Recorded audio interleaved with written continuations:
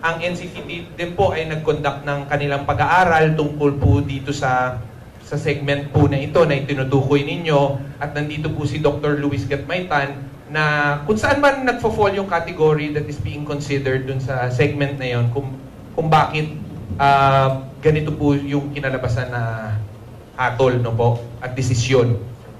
Nag-submit po ba ng material ang Showtime? Kasi nagsasubmit po ang mga child-friendly shows sa kanilang ahensya para ma-consider as child-friendly. Kung nag-submit din po ba ang programang It's Showtime?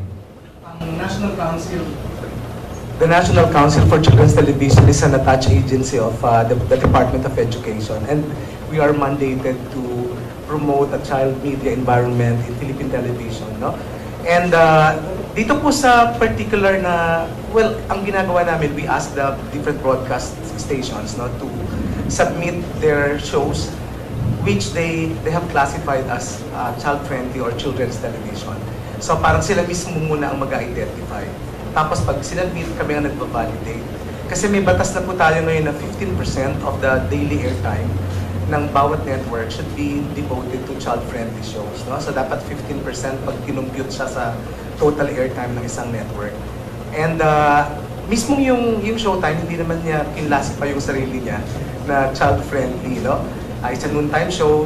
So kasi wala siyang submission sa aming NCCT na child-friendly yung show nila. But pero based pa rin doon sa sinabit sa amin na review, no? A review of the incident. I think related na ba dun sa review? Yes, yes. Parang ang council namin, gusto namin, of course, we want to make a fair assessment of the incident. So, nakita namin yung video, and we convened our council members. Yung council members po namin 5, no? We represent 5 sectors sa ating sa society na tumatayo dun sa aming council. Meron pong representative ng parent sector, merong child development specialist sector, ako po yun. Merong broadcast media sector. We have also the academic sector and the child focus NGO.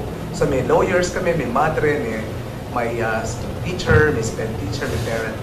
And doon po nakita namin na kung ang palabas, sa tingin namin kung ang context ng palabas ay pang-adult talaga to at pinalabas sa isang time na pang-adult talaga yung nanonood at walang bata, no? Walang presence ng bata.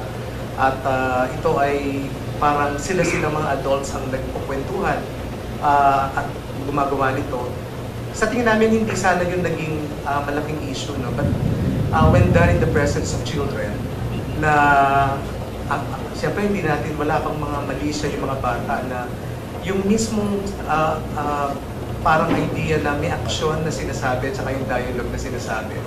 Na parang may suggestive kasi, no? May parang subliminal message.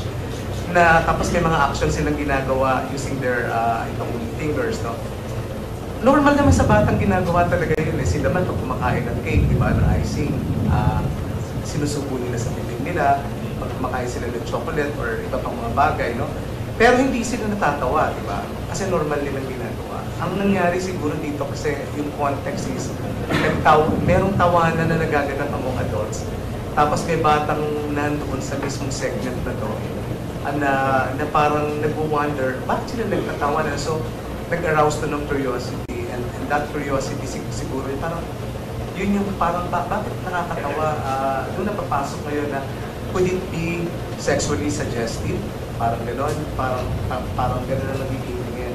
So sa tingin namin, yung aspect ng parang sex and nudity at saka yung aspect ng language na dapat hindi gumagamit ng, you know, yung mga, minsan may mga double meaning na mga na language.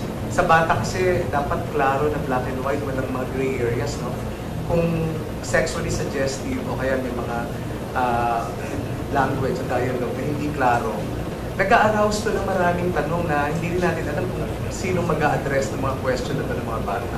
And so, doon naging medyo dangerous siguro yung tingin doon. While ang tingin ng marami parang nakakatawa to, ganyan.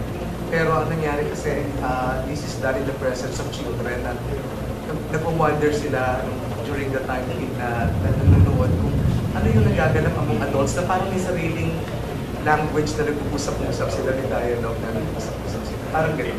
Yan. Maraming salamat, Dr. Luis Gatmaitan. At syempre para sa mga nagtatanong, bahagi po ang MTRCB ayon sa batas, bahagi po ng National Council for Children's Television ang MTRCB.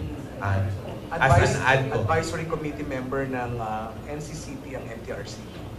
Yun po. Kaya po, we work hand in hand with the NCCT. Mayroon po pong mga katanungan na manggagaling po sa ating mga members of the press. Any questions? Questions? Ano daw po yung definition ng child-friendly? Okay, sige.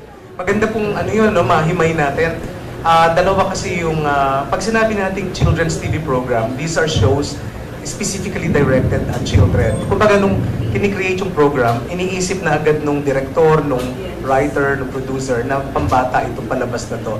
So yung sensibility lahat pambata.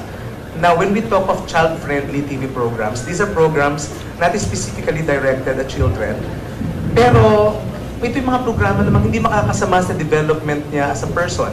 Physically, emotionally, mentally, psychologically, okay din naman, no? So, we classify these shows as child-friendly shows. So, para pang pampamilya dating, gano'n. Hindi specifically pambata, pero hindi makakasama sa development ng bata. At so, yun yung pagkakaiba ng children's TV shows versus child-friendly TV shows. Maraming salamat.